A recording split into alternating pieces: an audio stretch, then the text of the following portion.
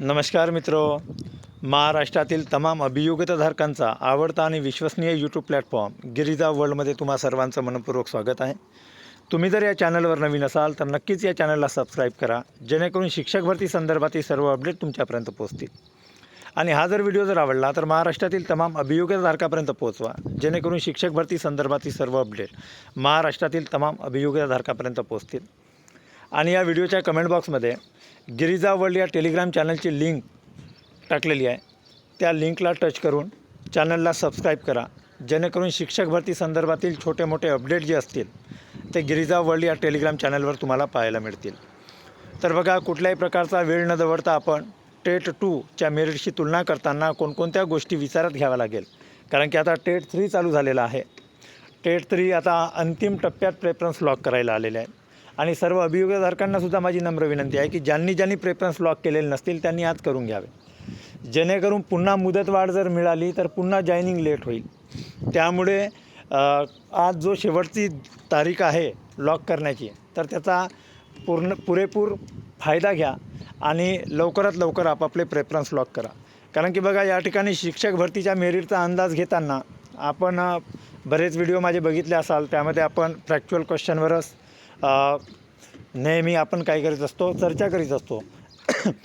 पण अंदाजित कॅल्क्युलेशन करणे हे चुकीचं आहे, कारण शिक्षक भरतीच्या मेरिट संदर्भात तर अजिबात आपण काय म्हणता येईल गेस करू शकत नाही।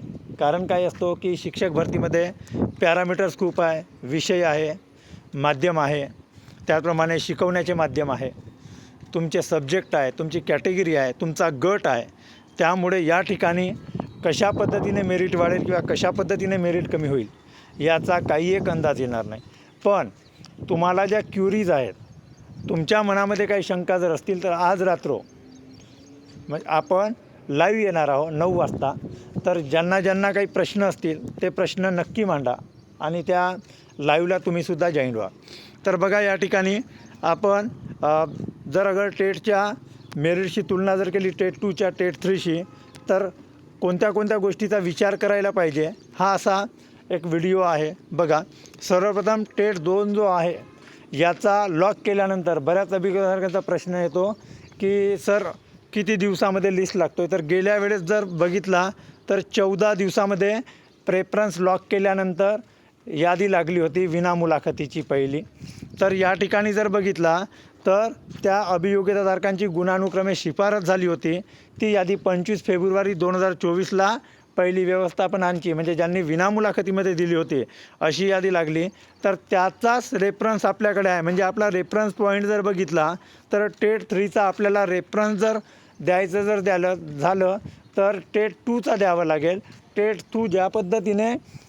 2मध्ये ज्या पद्धतीने आपल्याला मेरिट आलं तर त्याचा एक आपण मागोवा घेण्याचा प्रयत्न करू। आणि पहिल्या टप्प्यातील मुलाखतीशिवाय यातून सांगत आहे की 25 फेब्रुवारी 2024ला लागलं होतं आणि हे जी प्रक्रिया होती अतिशय पारदर्शक होती। आता याच्याशी 2026ची परिस्थितीची तुलना आपल्याला या व्हिडिओद्वारे करायची आहे। तर बघा, या ठिकाणी 2026मध्ये काय बदललं।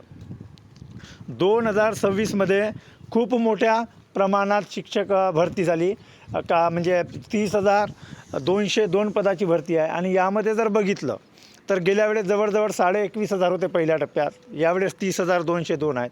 मुलाखतीच्या संख्येमध्ये वाढ झाली, म्हणजे मुलाखतीचे जे पदं आहेत त्याच्यामध्ये वाढ झाली। त्याचप्रमाणे विना मुलाखतीमध्ये जवळजवळ 3,000 पदांची वाढ झाली। तर आपण जर बघितला तर इथे एक मोठा फरक निर्माण होतो।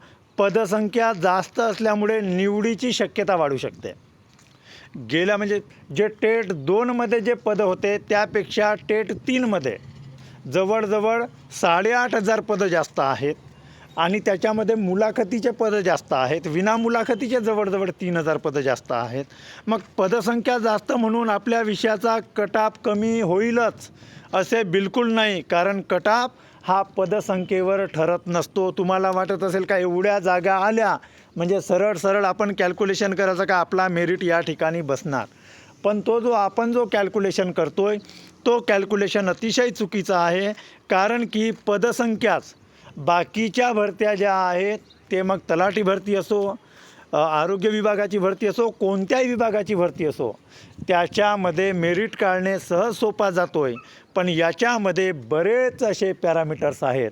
त्यामुळे कटाप जो आहे तो कटाप आपण काढूच शकत नाही.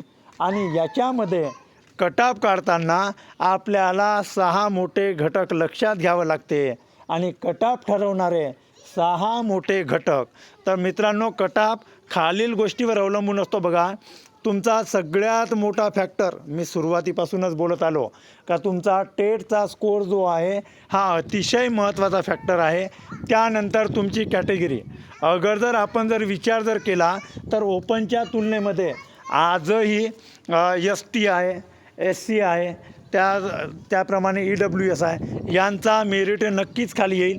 आज जर बघितला 55-60चा फॉर्म्युला कॅन्सल झाल्यामुळे ओपनच्या खाली सगळेच मेरिट ओपनच्या खालीच येणार. त्यामुळे तुमचा प्रवर्गसुद्धा मॅटर करतो आहे. त्याचप्रमाणे तुमचा विषय, जर उदाहरणार्थ तुमचा विषय इंग्रजी असेल, मराठी असेल, हिंदी असेल, या भाषेचे जे विषय आहेत यांच्या तुलनेने सामाजिक शास्त्र यांचा कटाप नेहमीच हाय लागलेला आहे. त्याचप्रमाणे यावेळेस गणित विज्ञानमध्ये सुद्धा कॉम्पिटिशन जास्त दिसतो आहे. कारण की बऱ्याच अभियोग्यताधारकांचा काय आहे की मॅथ्स सायन्सवर ज्यांची पकड आहे, ज्यांचा बॅकग्राऊंड मॅथ्स सायन्स आहे, IBPS पॅटर्नमध्ये परीक्षासुद्धा त्याच पद्धतीने होत आहे. आणि दुसरी गोष्ट या ठिकाणी जर बघितलं तर बँकिंगची तयारी करणाऱ्या अभियोग्यताधारकांमध्ये जर बघितलं तर त्यामध्ये सुद्धा मॅक्झिमम बॅकग्राऊंड हा सायन्सवाल्यांचा असतो. त्यामुळे त्यांचासुद्धा यावेळेस कटाप वाढण्याची शक्यता जास्त दिसत आहे. त्याचप्रमाणे तुमचा वर्गगट जो आहे तो वर्गगट खूप महत्त्वाचा आहे.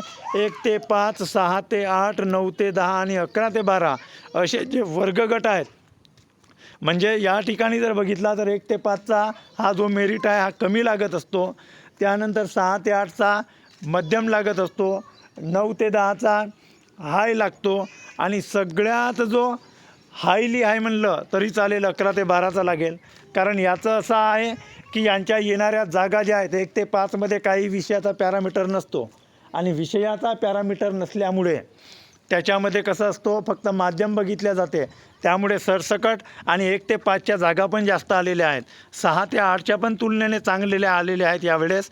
त्यामुळे अशा पद्धतीने त्यानंतर माध्यम बघा, मराठी माध्यम आहे, इंग्रजी माध्यम आहे, सेमी इंग्रजी आहे, याचासुद्धा खूप मोठा फरक पडत असतो.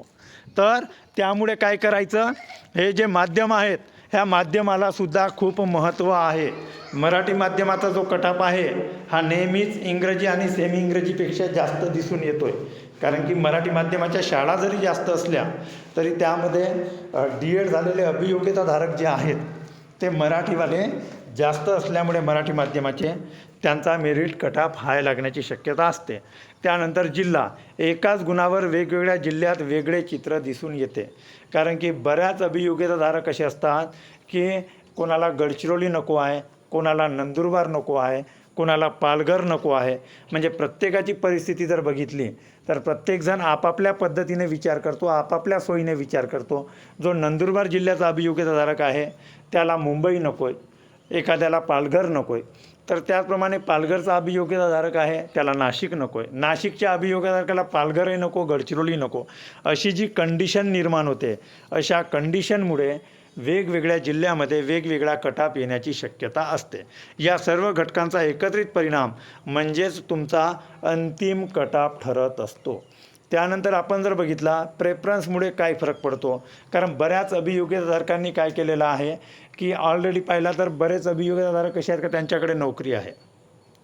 मग अशी नोकरी असलेल्या अभियोग्यताधारकांनी म्हणजे शिक्षक म्हणूनच नाही ते कोणत्या ना कोणत्या पदावर जर रुजू जर असले तर ते काय करतात, आपल्याला जे आवश्यक जिल्हे आहे जिथं आपण नोकरी करायला पाहिजे, आपला घरदार आहे किंवा आपण जिथं सेटल आहो अशा ठिकाणी ते नोकरी करण्याचा प्रयत्न करतात. बघा या ठिकाणी प्रेफरन्समुळे काय फरक पडतो हे बघा. नोकरीवाले जर असतील अभियोग्यताधारक आणि बाकीचे सामान्य अभियोग्यताधारकाला कुठेही नोकरी मिळाली तरी तो करायला तयार आहे. जर एखाद्या अभियोग्यताधारकाचे 120 गुण आहेत आणि दुसऱ्या जो अभियोग्यताधारक आहे त्याचे 125 गुण आहे, पण साहजिकच तुम्ही म्हणाल की 125 गुणाच्या उमेदवाराची निवड आधी होईल, पण प्रत्यक्षात फक्त टेट गुण पाहून निवड होत नाही. तर आता बघा या ठिकाणी जो प्रवर्ग आहे तो प्रवर्गही महत्त्वाचा आहे, त्याचा विषय कोणता आहे ते सुद्धा महत्त्वाचा आहे. त्याचा माध्यम कोणता आहे तोसुद्धा महत्त्वाचा आहे, त्याचा क्वालिफिकेशन कोणता आहे तेसुद्धा महत्त्वाचं आहे. त्याचप्रमाणे उपलब्ध जागा यावेळेस खूप कॅटेगरी जर बघितला तर कोणत्याच कॅटेगरीला जागा आलेल्या नाहीत. त्याचप्रमाणे या ठिकाणी जर बघितलं तर प्रेफरन्स एखाद्या उमेदवाराने 125 स्कोर राहूनही फक्त 2 जिल्हेच लॉक केले आणि एखादा जो अभियोगधारक आहे त्याला 120 गुण आहेत आणि त्याने संपूर्ण महाराष्ट्र कव्हर केला, तर अशा वेळेस जर बघितला तर फक्त प्रत्यक्षात टेट गुण पाहून त्यांची निवड होत नाही. तर मग तुम्ही विचार आणाल मनामध्ये का काहीतरी घोटाळा झालं काय, आणि असा निष्कर्ष लगेच काढू नका, कारण की यानं जे 125वाल्या अभियोग्यताधारकांनी जे प्रेफरन्स दिले ते प्रेफरन्स जे आहे त्याने फक्त 2 जिल्ह्यासाठी दिलं आणि त्या जिल्ह्यामध्ये ऑलरेडी खूप मोठी स्पर्धा होती, त्यामुळे त्याचं सिलेक्शन होऊ शकलं नाही. अशा पद्धतीची संभावना या ठिकाणी निर्माण होतो. आता येऊया सर्वात महत्त्वाच्या प्रश्नाकडे. टेट 2 म्हणजे टेट 2 2022 पेक्षा 2026चा कटऑफ किती वाढेल किंवा कमी होईल. म्हणजे टेट 2026 आपण कशाला घेतलं, कारण की आता 2026 चालू आहे म्हणून, पण तो टेट 2024च आहे, हे तुम्ही थोडं लक्षात घ्या. तर 2026चा कटऑफ म्हणजे आजचा कटऑफ वाढेल का किंवा कमी होईल याच्यावर आपण प्रत्यक्ष नजर टाकू. बघा काही ठिकाणी 3 कंडिशन येतील. तर 3 कंडिशनच्या वेळेस बघा सिनॅरो एक जो आहे हाय कटऑफ कोणाचा जाईल माहीत आहे का, जर एखाद्या विषयाला कमी जागा आणि जास्त उमेदवार असतील तर.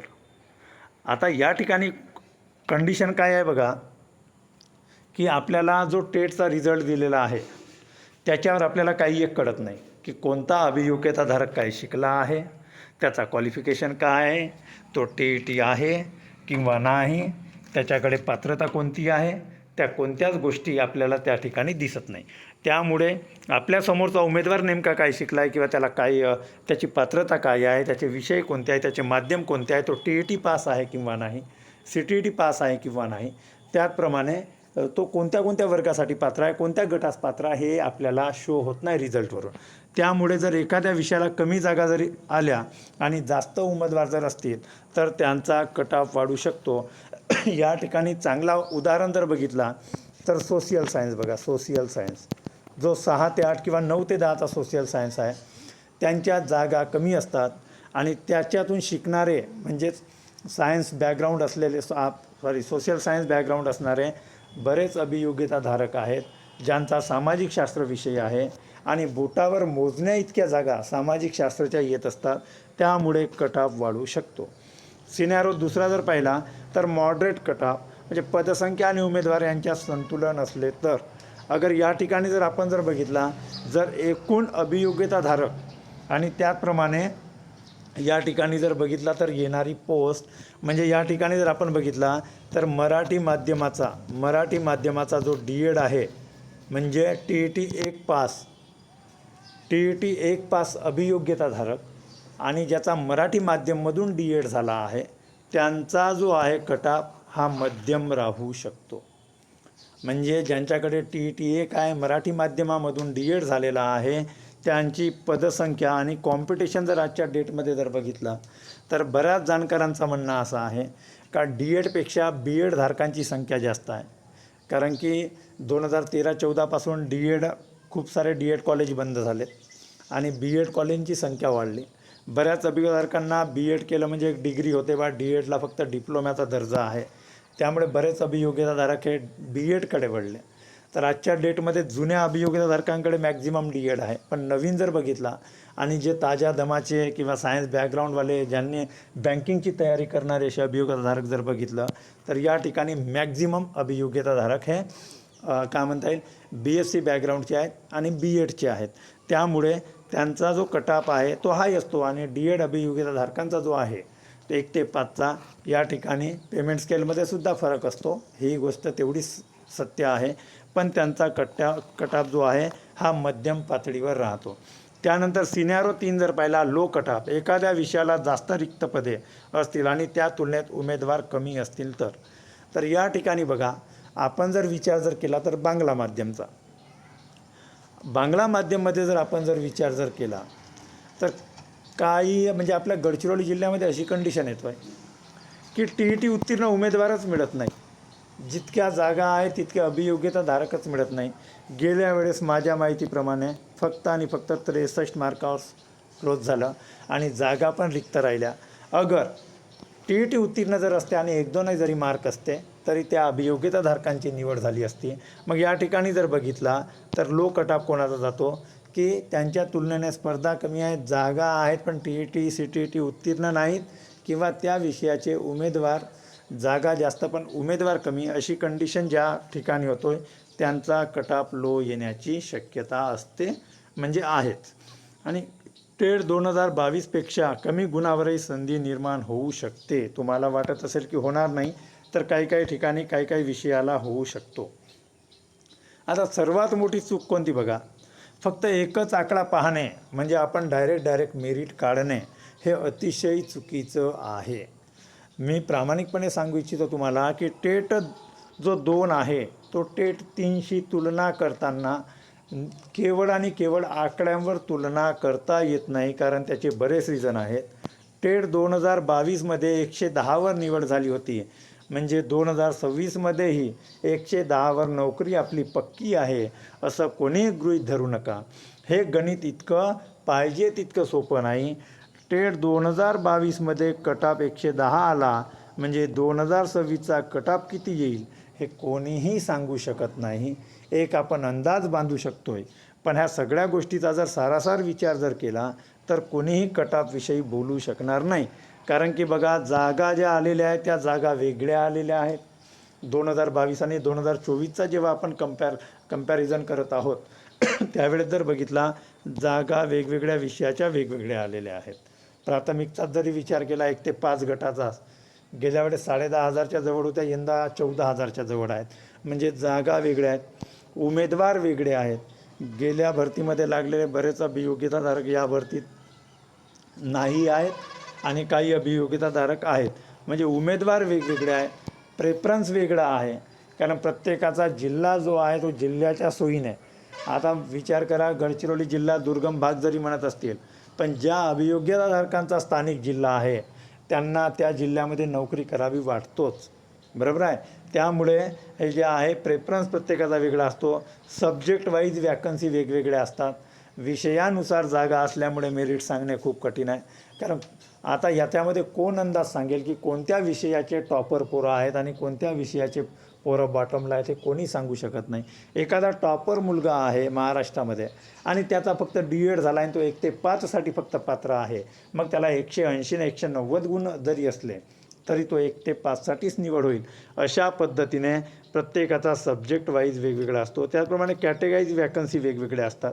आता बघा, कॅटेगरी वाईजसुद्धा वॅकन्सीचा महत्त्व खूप असतो, कारण की कॅटेगरीनुसार एखाद्या कॅटेगरीचा कट ऑफ कमी असतो, एखाद्या कॅटेगरीचा कट ऑफ जास्त असतो. आता दरवर्षी आपण बघतच असतो का STचा कट ऑफ एकदम कमी असतो. डिस्ट्रिक्ट वाईज कॉम्पिटिशन वेगळा असतो. आपण जर बघितलं तर डिस्ट्रिक्ट वाईज कॉम्पिटिशनसुद्धा आपल्याला दिसून येतो.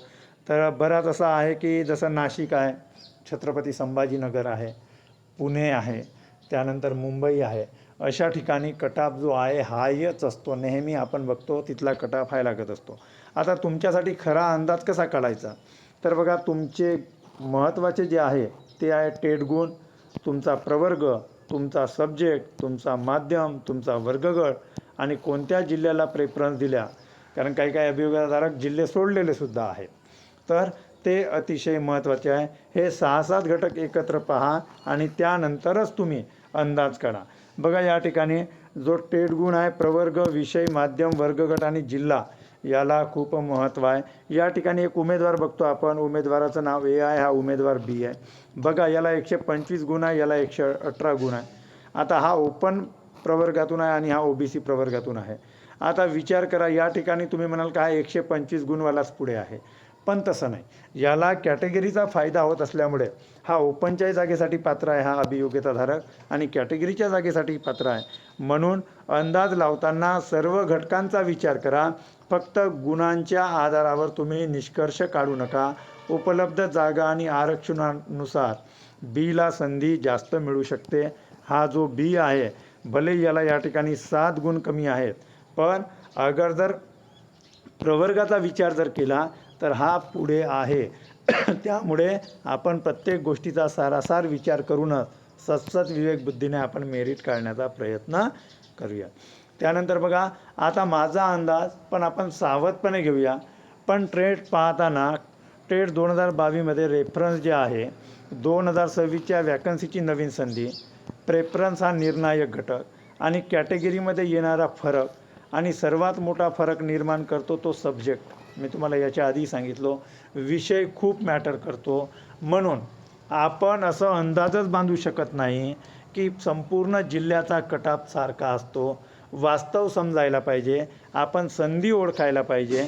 कारण इथे जो आहे आपण कटऑफ जर सांगितला का 120 येईल, 110 येईल, 115 येईल, तर हा कटऑफ जे सांगणे आहे या अंदाजाला तथ्य मान्य होईल. म्हणजे माझा जो अंदाज आहे त्याला तथ्य मान्य होईल. त्यामुळे हा जो मेरिट आहे या मेरिटची तुलना करताना बऱ्याच गोष्टीचा आपल्याला अभ्यास करावा लागतो. आता सर्वात महत्त्वाचा प्रश्न, माझी निवड होईल का? प्रत्येक अभियोग्यताधारकांच्या मनामध्ये निर्माण होणारा हा प्रश्न आहे, माझी निवड होईल का? मित्रांनो, जर तुमचे गुण मागील कटापेक्षा कमी असतील तरी होप सोडायची नाही. तुमचे कमी असतील तरी होप सोडायची नाही, जास्त असतील तर मुळीच सोडायची नाही. बघा या ठिकाणी, कारण की कंडिशन ह्या दोन भरतीची कंडिशन वेगवेगळी आहे आणि या दोन भरतीच्या कंडिशनमध्ये आपण सांगू शकत नाही की DEDवाले किती आहे, TETवाले किती आहे, पहिला TET किती आहे, दुसरा TET किती आहे. त्यामुळे किती जरी स्कोर असेल तरी आपण होप सोडायची नाही. रिझल्ट येईल तेव्हा येईल, रिझल्ट जसा येईल तसा येईल, पण आपण बघू जे असेल ते. बघा, जिल्हा बदलला तर मेरिटची जे आहे मेरिटमध्ये फरक पडत असतो. या ठिकाणी पहिला पुणे, नाशिक, छत्रपती संभाजीनगर या ठिकाणी मेरिट हाय जाण्याची शक्यता असतो. त्यानंतर जर बघितला तर विषय जर बदलला तर विषयानुसार स्पर्धा वाढत असतो. आता उदाहरणार्थ ज्यांचा रेअर सब्जेक्ट आहे अशा ठिकाणी खूप मोठी स्पर्धा असतो. जसे केवळ विज्ञानसाठी पात्र आहे, केवळ गणितासाठी पात्र आहे, केवळ सामाजिक शास्त्रासाठी पात्र आहे. म्हणजे ज्यांच्याकडे ऑप्शन कमी आहेत त्यांच्यासाठी स्पर्धा खूप मोठी राहील. त्यानंतर कॅटेगरी वेगवेगळी आहे. विचार करा, जर उदाहरणार्थ तुम्ही ओपनमध्ये 140 गुण असतील आणि तुम्हाला ST कॅटेगरीमधून 130 असतील तर ते 140च्या बरोबरीत आहेत किंवा त्यापेक्षाही जास्त आहे. त्यामुळे घाबरायचं नाही. रिझल्ट जो येतो तो येतोय, पण आपण ऑथेंटिक माहितीवरच काम करायचं. जो डेटा आहे त्या डेटावरच किंवा एक जे टेंडन्सी आहे त्या टेंडन्सीवरच, एक ट्रेड जो आहे त्या ट्रेडवरच काम करायचं. इतका मेरिट येईल तितका मेरिट येईल हे तरी सध्या आपण सांगू शकत नाही. कॅटेगरी वाईज प्रत्येकाला संधी आहे. मीडियम वेगवेगळी आहे, काही मराठी आहे, काही इंग्रजी आहे, सेमी इंग्लिश आहे. माध्यमानुसार जागांची उपलब्धता बदलते. आता मराठी माध्यमाच्या भलेही जागा जास्त येतात पण त्यामध्ये असलेले उमेदवार हे अत्याधिक असतात. इंग्रजी माध्यमाच्या जागा कमी जरी येत असल्या तरी त्याच्यामध्ये जे अभियोग्यताधारक आहेत ते सुद्धा कमी असतात. आता सेमी इंग्लिशमध्ये यावर्षी थोडा बदल झालेला आहे. याच्यामध्ये सुद्धा दुसऱ्या टप्प्यामध्ये म्हणजे कन्व्हर्टेड राऊंडमध्ये विचार होईल. पण या ठिकाणी सुद्धा आज जर बघितलं तर अभियोग्यताधारकांची संख्याही कमी आहे. त्याप्रमाणे वॅकन्सी वेगवेगळी असते. जागांची संख्या विषय आणि प्रवर्गानुसार तुम्हाला संधी पूर्णपणे बदलू शकते. तुमची जी संधी आहे त्या पूर्णपणे बदलू शकते. प्रवर्गावर खूप काही डिपेंड आहे. मग हे सर्व घटक बदलले की तुमच्या निवडीची शक्यता पूर्णपणे बदलू शकते. त्यामुळे होप ठेवा, मेहनत सुरूच ठेवा, यश नक्की मिळवा. माहिती घ्या, निर्णय घ्या आणि तुमचे भविष्य घडवा. असं आपण जो आहे एक सारासार विचार करून तुम्ही सारासार विचार करा की अशा पद्धतीने मेरिट बनेल यावेळेस. त्या सगळ्या गोष्टीचा सारासार विचार करा आणि त्यानंतरच त्याचा निष्कर्ष काढण्याचा प्रयत्न करा. आणि या चॅनलवर नवीन असाल तर नक्कीच गिरीजा वर्ल्ड या चॅनलला सबस्क्राईब करा. कारण की तुम्ही जर या चॅनलला सबस्क्राईब जर केलेच तर तुम्हाला माहिती मिळेल, विश्लेषणही मिळेल, अपडेटही मिळेल आणि यश तर नक्कीच मिळेल.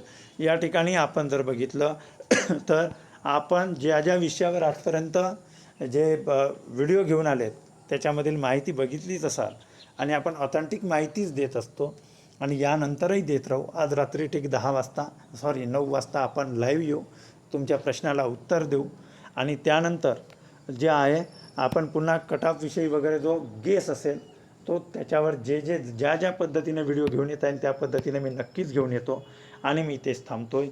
थँक्यू.